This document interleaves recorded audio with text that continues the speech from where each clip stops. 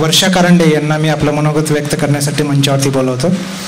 व्यासपीठावर उपस्थित सर्व मान्यवर आणि सर्व यशवंत विद्यार्थी तसेच बसलेले सारे पालक आणि नवीन जे भावी अधिकारी बनण्याची इच्छा ठेवतात अशा साऱ्या विद्यार्थ्यांना माझा नमस्कार. मला आता मी माझं शिक्षण मराठी मीडियममधूनच झालं आहे, पण आता एवढं इंग्लिश झालं की आता मला मराठीत बोलतानाच प्रॉब्लेम होतो आहे. ठीक आहे, पण मी सगळं मराठीतूनच बोलणार आहे. 2 दिवसांपूर्वी रिझल्ट आला आणि तेव्हा मी एक प्रिव्हेंटिव्ह ऑफिसर म्हणून मी ऑलरेडी मार्चमध्ये जॉईन झालेले आहे इथे न्यू कस्टम हाऊस बॉम्बे. तर तिकडे मी 2 दिवसांपूर्वी असं स्पीच दिलेलं, पण ते पूर्ण हिंदीत होतं कारण तिकडचा सगळा क्राऊड होता तो नॉर्थ इंडिया, राजस्थान, हरियाणा इकडचा होता आणि माझं हिंदी पण काय एवढं खास नव्हतं, त्यामुळे इंग्लिश हिंदी ते झालंच. पण मला तिकडे जाऊन एक गोष्ट सांगावीशी वाटते. मी आता इथे माझ्या आधी बऱ्याच लोकांनी सगळं काही सांगितलेलंच आहे, त्यामुळे जर्नी अशी माझी इतरांपेक्षा वेगळी नाहीच आहे, माझी सर्वांसारखीच आहे. पण मी तुम्हाला त्याच गोष्टी सांगेन ज्या माझ्यासाठी स्पेसिफिक आहेत किंवा माझ्या म्हणजे वेगळ्या आहेत इतरांपेक्षा. आणि वेगळं काहीच नाही आहे. इथे बसलेलं सगळं यशवंतांबद्दल मला एक गोष्ट खूप कॉमन जाणवली आहे की प्रत्येकाच्या लाईफमध्ये एक असा काहीतरी इन्सिडंट होता ज्याने त्यांना ट्रिगर मिळाला की आपण सोशल सर्व्हिस किंवा पब्लिक सर्व्हिसमध्ये जावं. आणि इथे बसलेलं प्रत्येकाच्या बोलण्यामधून मला जाणवलं की everyone sitting here has that social inclination. माझं जर्नीबद्दल सांगायचं तर माझ्या फॅमिलीला तसा काही एज्युकेशनल बॅकग्राऊंड नाही आहे. म्हणजे the only educated person in my family ते होते माझे बाबा. त्यांचं 10वीपर्यंत शिक्षण झालं आहे आणि त्यामुळे त्यांना शिक्षणाचं महत्त्व हे अतिशय व्यवस्थितपणे माहिती होतं आणि त्यामुळेच त्यांचा पूर्ण फोकस होता मुलांच्या शिक्षणावर. आणि त्यासाठीच ते आर्मीमध्ये होते आधी. ते 17 वर्ष सर्व्हिस करून ते रिटायर झाले आणि त्यानंतर ते मुंबईमध्ये घेऊन आले आम्हाला शिक्षणासाठी. आणि मी 1998मध्ये मग फर्स्ट स्टँडर्डमध्ये मला ॲडमिशन घेतलं. मराठी मीडियमच शाळा होती माझी, काही इंग्लिश वगैरे अजिबात नाही आहे. त्यानंतर मग झालं शाळेमध्ये अभ्यास करायची आवड मला असं वाटतं मला जन्मजातच मिळालेली आहे. मला अभ्यास करायला प्रचंड आवडायचं. शाळेमध्ये असताना मी खूप जास्त अभ्यास करायचे आणि टॉपर नेहमीच म्हणजे टॉप करायची एक सवयच लागली होती.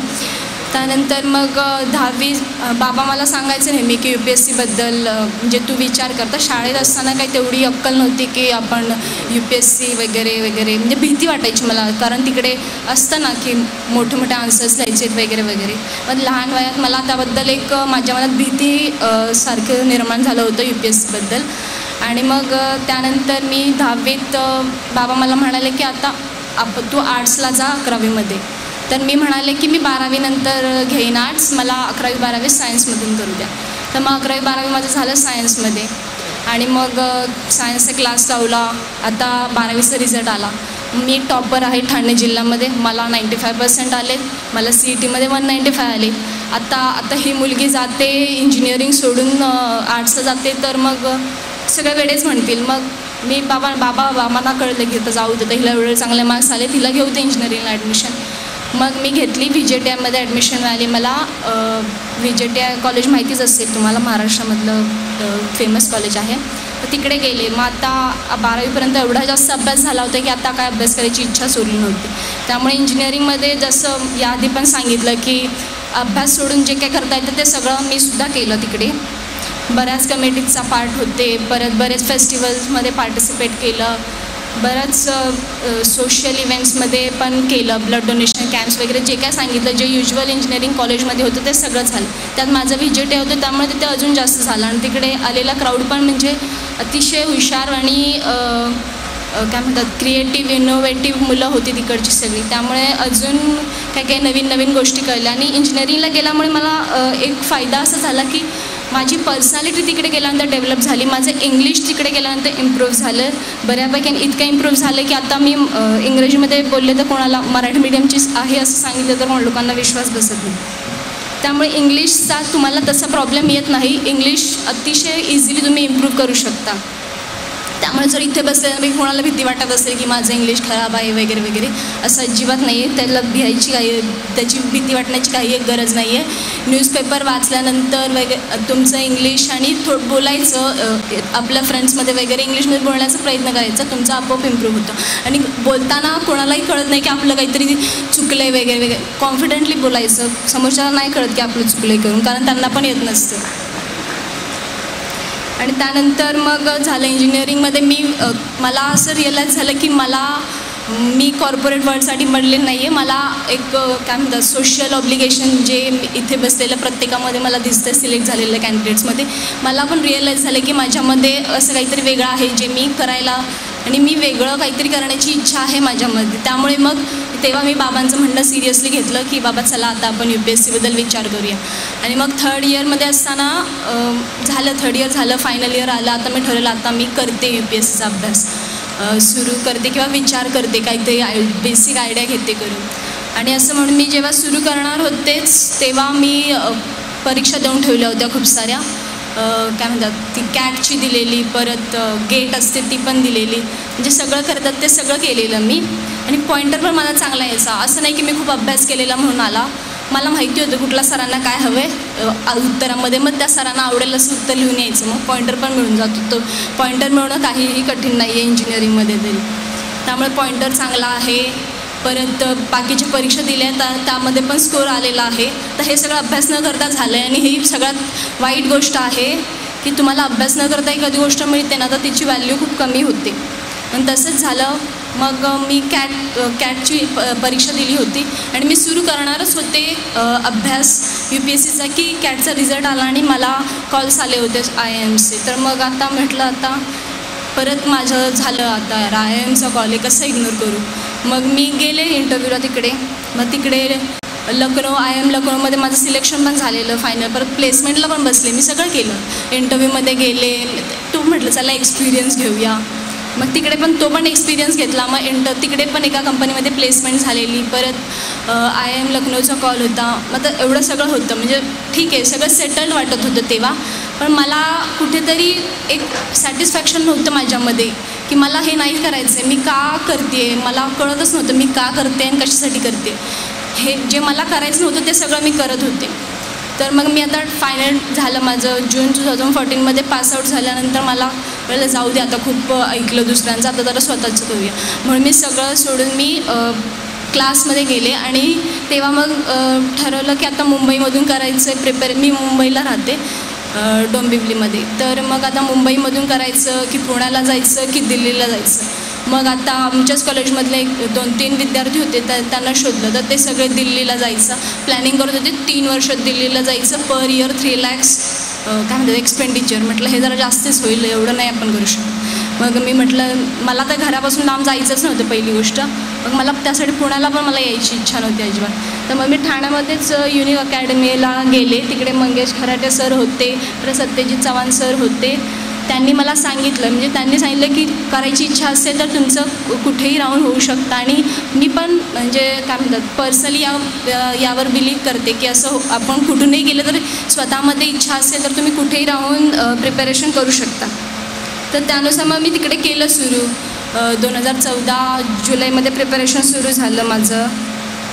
मग मी तिकडे म्हणजे मला थोडक्यात सांगायचं हे आहे की जागा काही मॅटर करत नाही, तुम्ही कुठेही राहून प्रिपरेशन करू शकता. पण मला स्वतःला म्हणजे आयसोलेटेड राहून अभ्यास करायची सवय आहे. जर तुम्हाला ग्रुप स्टडीची सवय असेल तर मग नक्की तुम्ही अशा ठिकाणी जा जिथे तुम्हाला चांगला क्राऊड मिळेल किंवा चांगले विद्यार्थी मिळतील, चांगले ॲस्पिरंट्स मिळतील. त्यानंतर बाकी डिसिप्लिन, टाईम मॅनेजमेंट, प्लॅनिंग वगैरे या सगळ्यांबद्दल आधीच्या कॅन्डिडेटने सांगितलंच आहे. तर त्यामध्ये माझ्याकडे काही नवीन नाही आहे सांगायला. पण मला एक गोष्ट म्हणजे UPSCचा अभ्यास करताना रिअलाईज झाली की मला आधी घरात बसून अभ्यास करायची सवय होती. शाळा कॉलेजमध्ये म्हणजे मला घरी बसूनच मी अभ्यास करायचे. पण आत्ता मला UPSCचा अभ्यास करताना मला रिअलाईज झालं की घरात बसून अभ्यास करणं पॉसिबल नाही आहे. कारण मी पहिले 6 महिने केले, नंतर 2 महिने माझा टाईमपास होत होता घरामध्ये, माझा अभ्यासच होत नव्हता. मग तेव्हा म्हणजे चेंज आणायचा प्रयत्न करा तुम्ही. मग मी लायब्ररी जॉईन केली. त्याच्यानंतर 8 ते 8 पूर्ण 12 तास मी तिथे बसायची. आणि एक गोष्ट सांगत होते की UPSC टफ आहे. हां आहे, अर्थातच आहे. पण सांगायचं तर की जर आपण काय करतो आहे, कशासाठी करतो आहे हे आपल्याला कळत असेल ना, तर म्हणजे खूप इझी आहे. अभ्यास पण आपल्याला कळत असेल ना, तर तो करताना मजा येते. त्यामुळे तुम्ही जे करताय ते तुम्ही कळून घ्या. आणि ते आता कळून कसं घ्यायचं, तर मग इथे सर आहेतच आपल्याकडे सर्वांकडे अवेलेबल. जर एखादी गोष्ट तुम्हाला कळत नाही आहे, अडचण येते समजताना, तर तुम्ही सरळ जाऊन म्हणजे सरांकडून क्लिअर करून घ्या सगळे डाऊट्स. त्यामुळे मग असं त्या घाबरायची काही कारण नाही आहे. मला सांगायचं असं आहे की तुम्ही तुमची जी जर्नी आहे UPSCची तिला खूप मेमोरेबल बनवू शकता. तुम्ही त्याचा आनंद घेऊ शकता आणि तो तुम्ही घ्यावा. हां, आणि दुसरं आहे की हार्डवर्कबद्दल बोलले, स्मार्ट वर्कबद्दल बोलले. दोघांचंही एक बॅलन्स्ड हवा, म्हणजे स्मार्ट हार्डवर्क करायला हवं. आणि एका कॅन्डिडेटने ज्याप्रमाणे सांगितलं की फक्त हार्डवर्क किंवा खूप जास्त अभ्यास करणं गरजेचं नाही, तुम्हाला ते करायला हवं जे रिक्वायर्ड आहे. म्हणजे you do not need to give your best, but you need to do what is needed. आणि इथे